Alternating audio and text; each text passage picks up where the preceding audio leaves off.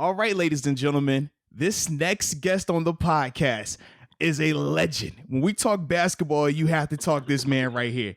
He was a 3-time college basketball player of the year. He then went on to be the number 1 overall pick in the 1983 NBA draft to the Houston Rockets, where he then went on to be the NBA Rookie of the Year. He's a 4-time NBA All-Star and was inducted into the NBA Hall of Fame. The 7'4" phenom, Ralph Sampson. Ralph, man, appreciate you taking some time out to hop on the podcast with us today, man. No, I appreciate it. Thank you. It's a pleasure to be on your podcast and listening to all the people out there, and hopefully get some insight on this 7'4" supposedly phenom, the 1983 Rookie of the Year. That's a long time ago, man. Hey. I don't know. It's a long time ago. Hey, look, man, I don't care how long ago it was, man. The accolades are there. When you have the type of career, both collegially and professionally, that you have earned that right, man. So yeah, it doesn't matter when you talk in time frame. You're always a legend in my book, baby. Well, you're from the Virginia area, so you kind of know that. So in Virginia, I tell people all the time. I tell all the players that I talk to. I said, you were iconic when you played, right? And you might have been number 1 pick. You were iconic worldwide, but now you're only iconic in your neighborhood. So, I'm in Virginia, so it's good. I like it. So, man, talking about being from Virginia, man, when did you first realize you had a passion for basketball and wanted to take it seriously?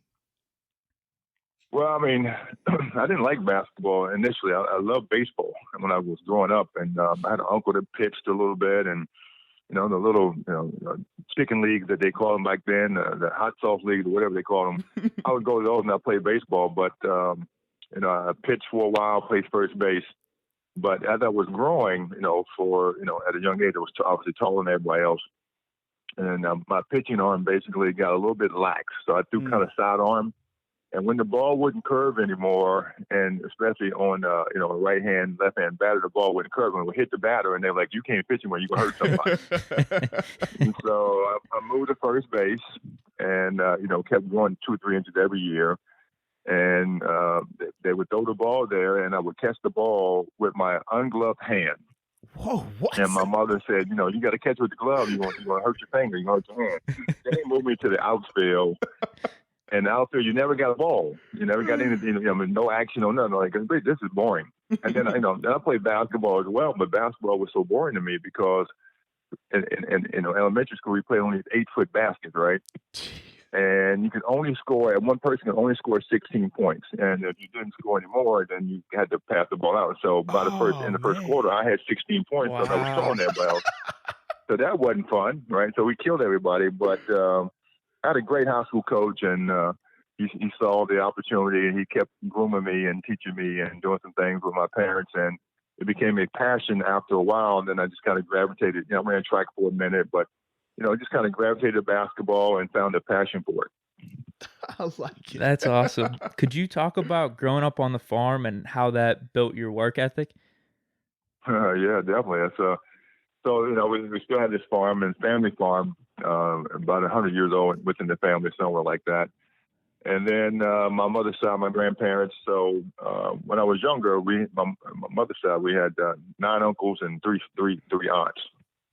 And so at a young age, we would go and at least do some work on the farm. Everybody would go and come back and do stuff. And you have your family reunions. You have your butchering of pigs. You have, hay bale. You fix stuff, whatever. But they would never let me drive the tractor at a young age because I was too tall. But they always said, basically, you can lift these square bales of hay up on the wagon because you're tall enough to pick them up. So those bales of hay were probably 40, 50, 60 pounds, right? And so I would lift them on the back of the wagon, and then we'd take them and put them in the barn. But my uncles would get after me because if I pick them up too aggressively and the string broke, they would get mad because they, boy, that's money right there. We got to feed these cows. So anyway, so the work ethic was there. We had gardens and potatoes and, all kinds of stuff. It was fun.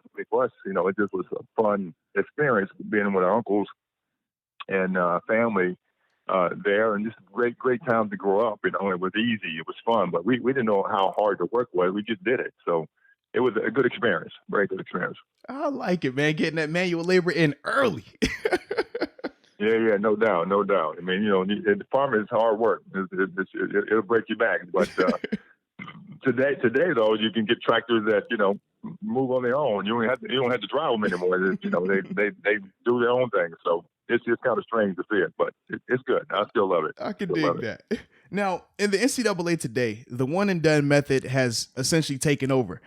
But when you were at UVA, you stayed for 4 years despite being the player of the year 3 years in a row and numerous opportunities to be a number one overall draft pick in the previous year. So why did you decide to stay at UVA every year, and how difficult of a decision was that for you?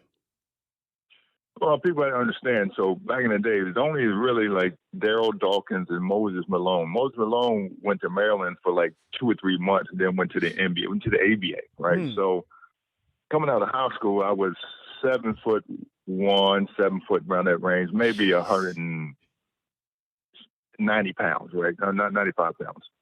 So I could have came out of high school and going to the NBA, but imagine going out and playing Artis Gilmore, Kareem Abdul-Jabbar, Robert Parrish, all those guys at that point in time, even some, Maurice Lucas, they were grown men. Yeah.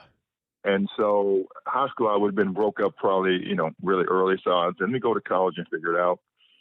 The next year in College University of Virginia, we won an NIT my first year.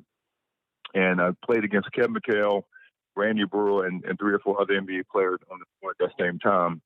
And I could have come out after my freshman year to the Boston Celtics. Red Auerbach came to my parents' house, put $1 million in a briefcase on the table and said, you can go to the mighty Boston Celtics and, team up with Robert Parrish and that crew and, be successful, but you'll never get this money back. I'm like, so I asked my parents, are we okay? And, financially, my mom and dad said, we worked all our life, so we can wait, but it's totally your decision. So I was, freshman, still 200 pounds. So the same thing came out. I wasn't quite ready physically to go take that pounding. So between my freshman and sophomore year, I gained about 15 to 16 pounds of muscle, and I was ready. The next year we go to the Final Four. We lose to North Carolina in semifinals the year Ronald Reagan got shot. And so we did that, and I was quite ready then. So that year I would have came out and, the Lakers, there was a coin flip between, the Lakers and Indiana, whatever, but politics, like, I'm not ready. I want to go to Indiana, whatever. So that year, it would have been a year that James Worthy would have gone to the Lakers. So imagine this. Kevin McHale wouldn't have gone to the Celtics. James Worthy wouldn't have gone to the Lakers back in that days, right? My third, and then my decision was, am I on course to graduate? Am I happy? Do I like my teammates? So everything was a positive. So I decided to come back. I can remember that one very, very vividly because, I took some friend of mine and we went to Florida just so I could get away from the school to make that decision. And then we came back all the way from Florida to Philadelphia to watch the 76ers and the Magic Johnson and the Lakers play in the finals. So that was exciting. And I said, well, I'm not quite ready for that yet. And then the next year we play and the college come back again. And it would have been my junior year. And I could have come out and me and Isaiah Thomas and that crew, the class of 1979 in basketball, was supposed to be the best class ever. But Isaiah Thomas came out, wouldn't have went to Detroit. So imagine that the Bad Boys, Michael Jordan, all that stuff happened. It wouldn't have happened. But I probably should have came out my second year or my third year because I was quite ready physically and mentally and prepared. But I still was on course to graduate, and I had that hunger to win a national title. That's what I wanted to do. So I came back my senior year. And I graduated and got my degree and my minors and all kinds of stuff as well. So I was on course to do that. My family could see me. And, I was still going to be a number one pick. So, it worked out and best for me. I like that, man. And it's crazy to hear just how passionate you were about graduating as well, because a lot of times when we talk about the athletes who are very successful, graduating their education kind of takes a back seat to their profession or the league they're trying to get into. So where did that passion for you come from in terms of wanting to finish and get that degree? Well, so I announced, high school, was recruited by, a lot of schools, obviously.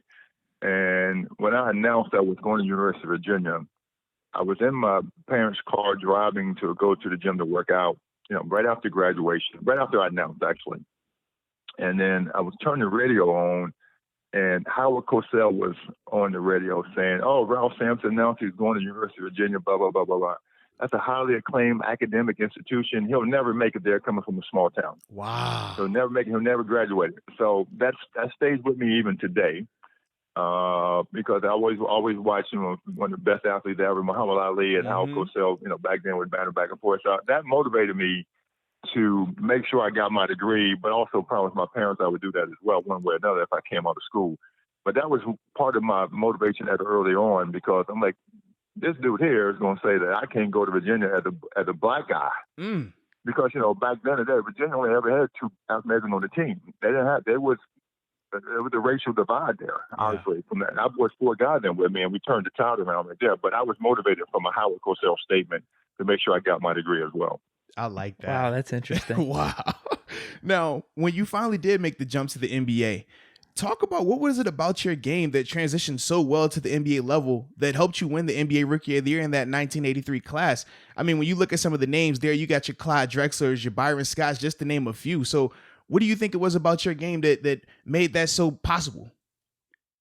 Well, I mean, I came in. So imagine going to the Houston Rockets, and I had some wily old veterans. So I come in with an Elvin Hayes, Hall of Famer. I come in with a Caldwell Jones. I come in with a Major Jones. I come in with guys that were seasoned. They taught me how the game was supposed to be played and how to take the game to the next level. I'm the rookie, so I'm going to play all the time, which is great. But these seasoned vets taught me about not only the game of the court, but the game of life in Houston and the NBA. So I got seasoned very quickly. And so, Rookie of the Year, whatever was, any award, whatever, never set out to win an award. I set out just to be the best I can be on a day-by-day basis. And so, the highlight coming in, being from college and building the college name and reputation, et cetera, the way it used to be back then, and then on the cover of Sports Illustrated, all this kind of stuff was happening. So, expectations were high. But I tell everybody all the time, my expectations was much higher than anybody could expect from me. It still is today. So I just worked out every day. I was the first guy in the NBA to bring weights into the locker room, into the gym. They didn't lift weights back then. I lifted weights. So we it's a funny story. We put weights, and I actually bought them through one of my endorsement deals, in the next door locker room, so I could have a weight room that lift weights right there, because there was no such thing as lifting weights. Wow. They're like, it'll mess up your shot. You don't need to lift weights. And I mean, we just go play every day. So I brought weights in, and the more of the story is, so I was like, who can I work out with? Because none of the teammates are working out like that. So I found a guy named Robert Barr on a Captain Benny. This was like a little restaurant on the side of the road. And this big burly guy looked like, hey man, where you lift weights at? He said, I go to the here. Why don't you come, work out with me? So he came and worked out in the arena with me. I brought him in. We worked out and spotted. He ended up being the next year the weight coach of the team. Stayed there for a number of years. Ended up being the general manager of the team with Rudy Tom Donovich when they would start winning championships. So he stayed there for a while. So that's how things happen. You get a guy off the street, basically, that becomes the general manager of a team. Sooner or later. So it was funny, Rob, but we're good friends today. But those things happen. You had that passion, but nobody did it back then like they do it today. That is wild. That's an awesome story. Can you talk about your Puma sneaker deal whenever you first came into the league? What's the story behind it? And I guess what other offers were on the table? Why'd you end up picking Puma? Yeah, so I wore Pro Kids in high school. I can imagine back in the day, my parents couldn't find shoes to fit, especially basketball shoes. So Pro Kids was the only one that made bigger sizes at that point in time. And Pro Kids was owned by Stride-Rite. They made all the kids' shoes, which was great. So University of Virginia, they wore Adidas, and I wore Pro Kids. I came in and said, I can't wear any other shoes. This is what I want. We couldn't find a size 17. Jeez. So coming into the NBA, Puma had started recruiting me a little bit after my senior year, and saying we need to do this, that, and the other. Because I met them at a Wooden Awards event in California that I would go win these awards in the latter part of my season. So met them a little bit, hung out, but I had a very, very lucrative deal with Stride-Rite.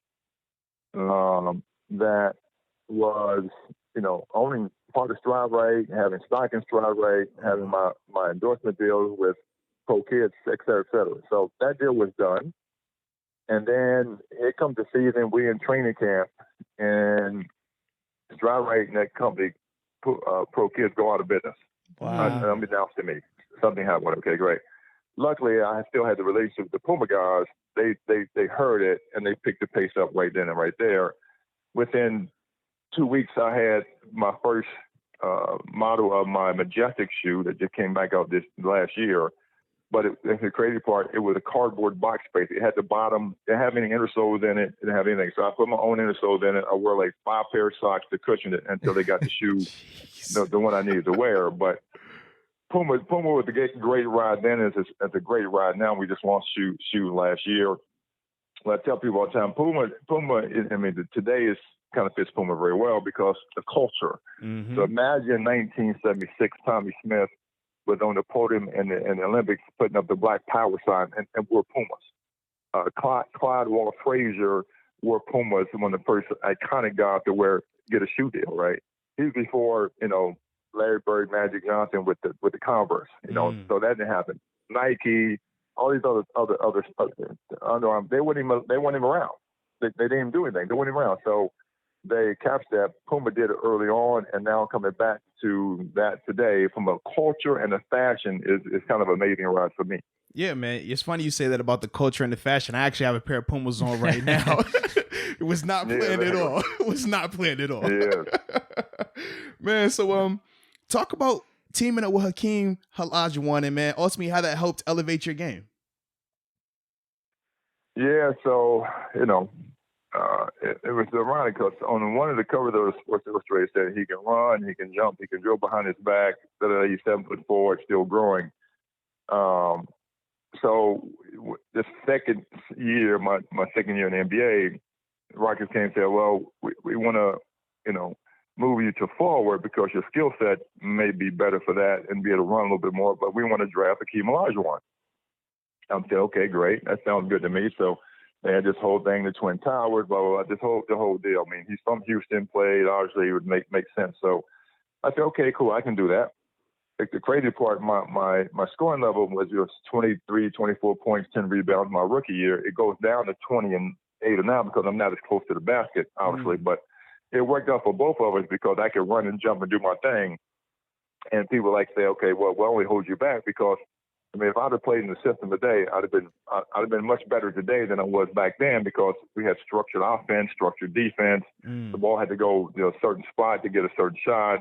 Big guys couldn't shoot 3-pointers. You couldn't dribble up the court. But, I did that. And I can remember Bill Fitz, the coach, said, "You can't dribble. Give the ball to the guard." I'm like, I can't get the ball in the other one. I got to go get it. And then I'll go down dunking. I'll look over to him and say, "I told you I could do this." So, that type of situation happened. But having Hakeem there, Twin Towers, is an amazing ride for, I think, both of us at an early stage in our career. Now, that's awesome. Now, you mentioned expectations earlier.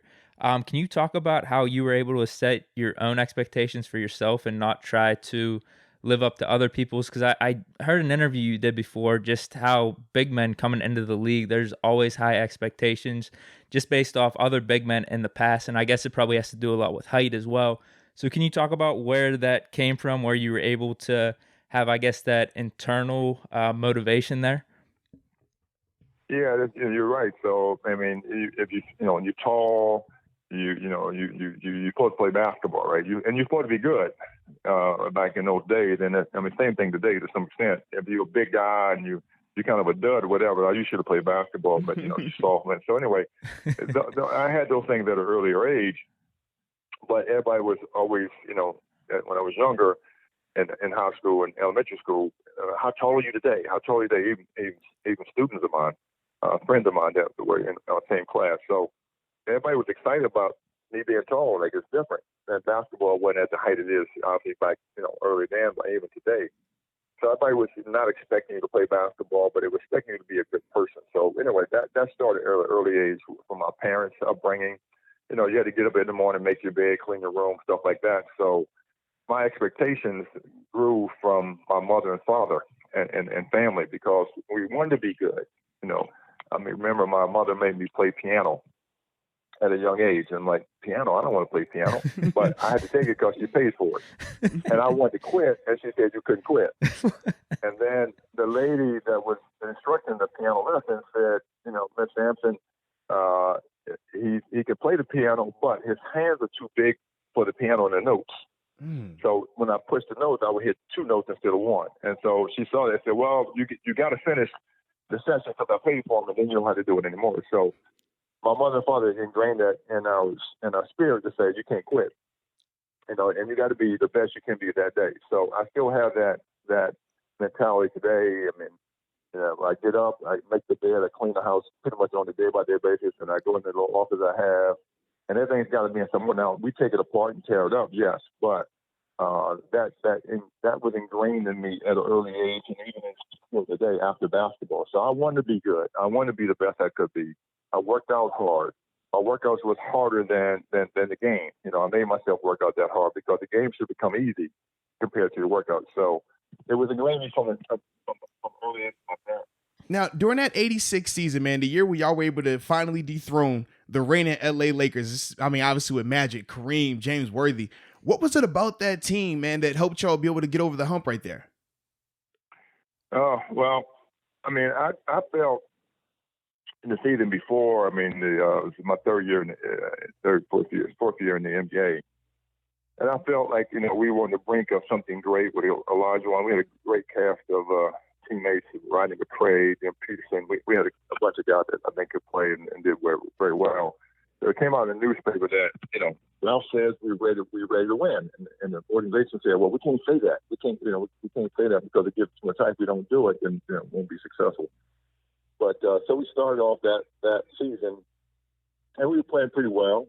Got to the playoffs, and just had some grueling series. I mean, played our first couple of series, won. We get to the session, the team, the Denver Nuggets with T.J. Manaway, Albert Fingers, that crew, and we play a 7-game grueling series with them, right, in Denver, the last game in Denver. I mean, that can't breathe, fighting. We got kicked out the game, and our bench actually helped us win that game.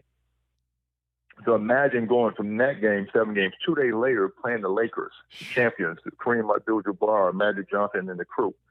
We play them. They kill us the first game. I mean, this flat just wore us out. But we were tired. We were beaten down. We had a couple of days of rest after that first game with the Lakers, and we just regrouped as a team and said, look, let's get this. Let's kick it in gear, and let's go. We won the next 4 games straight. We won the next game in L.A., we came to Houston and won the next 2 games, and then we won the game in L.A. that I hit the buzzer beater of that one, which we had a fight in that game. Hakeem Olajuwon got kicked out. We fought, and, they were just nasty guys that wanted to get under our skin because we know we were the young guns. We were the young stallions that could get up and down the court. They were a little bit older with an older crew, but we were ready to roar back then and play very hard. So that's elevated us to that level of success and getting to the finals against the Boston Celtics. Now, speaking of that Celtics final, and I mean, that was like the theme throughout that whole playoffs, man. Y'all would get into it. I think between you and Olajuwon, y'all both had some times where y'all got ejected, man.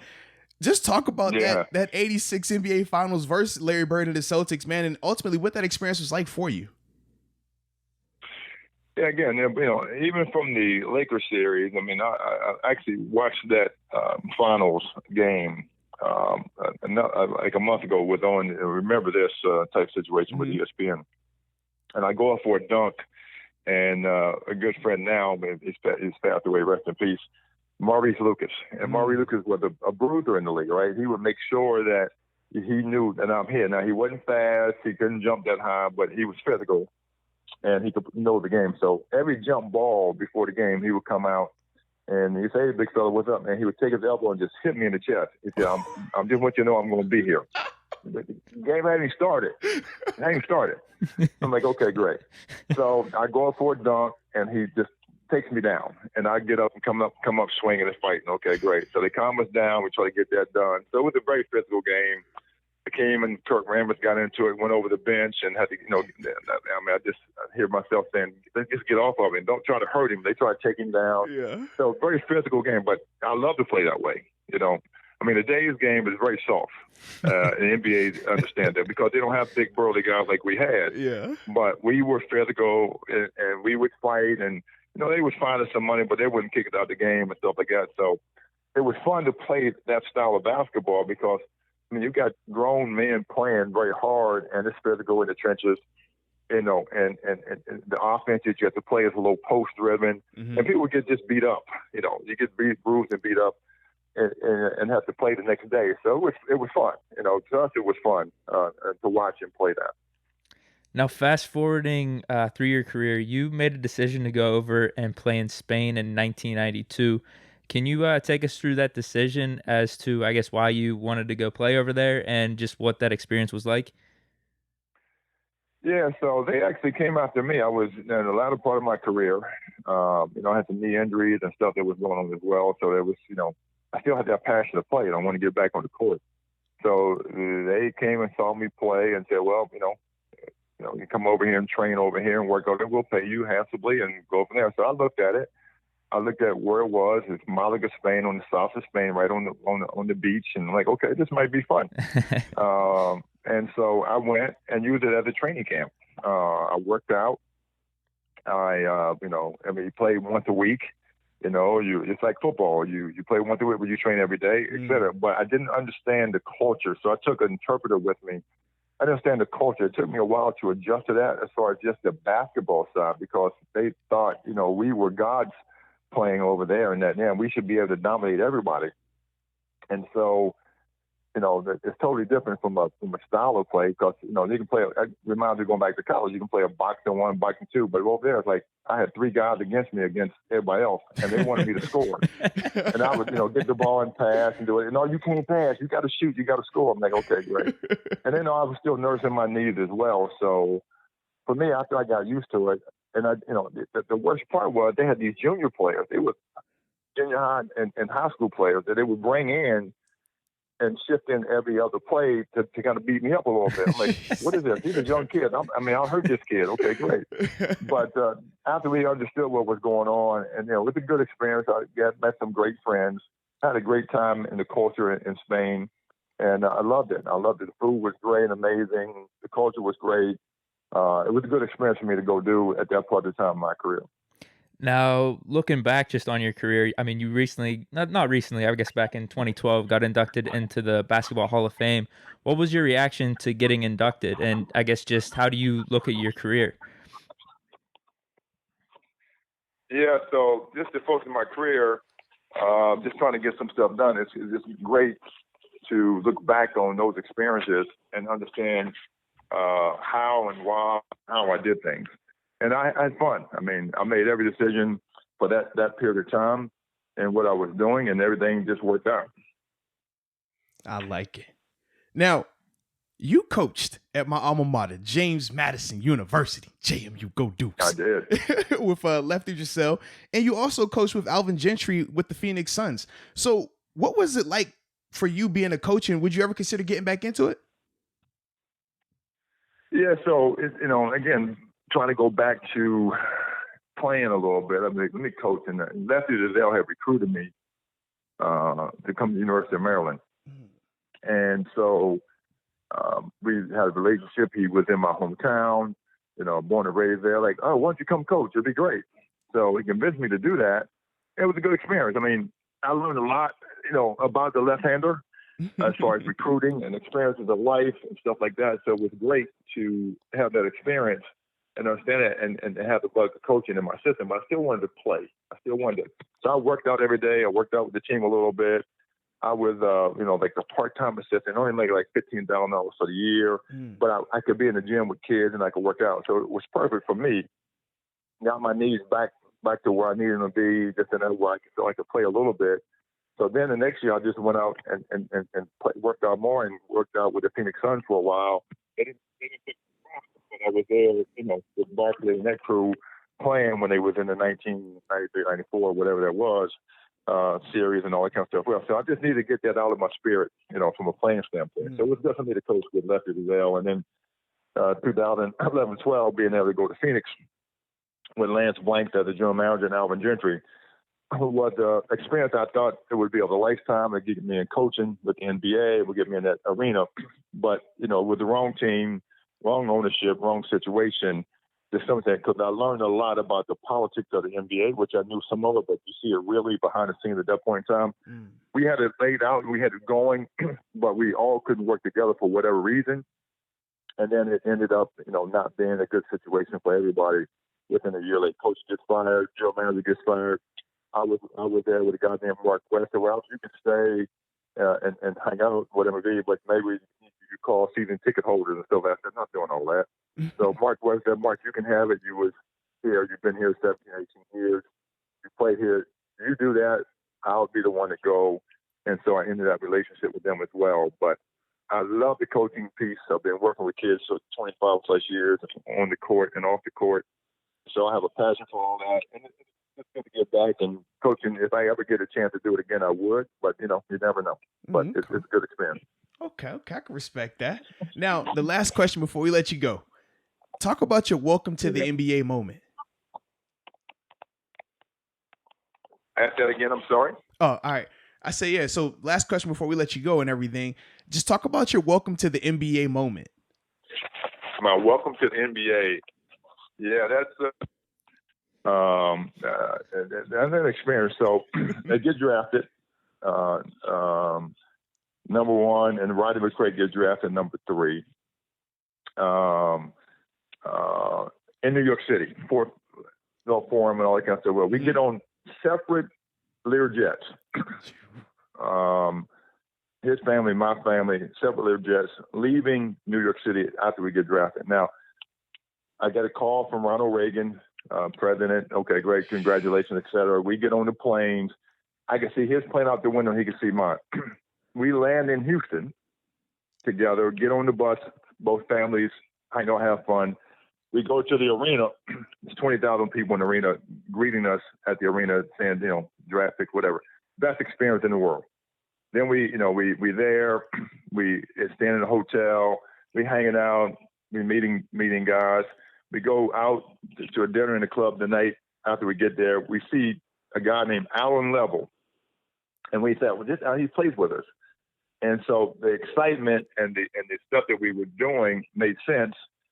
And once we got there in the club, we see Al Level and drinking and smoking cigarettes. I'm like, and we and Rodney like, that's our point guard. And we think, oh shit, we in trouble, So we because our mentality wasn't that way. So that was our experience, and from the height of the draft and anything like that was crazy, but also from getting there and seeing your teammates. But that's the way the NBA was. I mean, they had people that do that, which was fun. But great guy, Al Level, and he was a great teammate.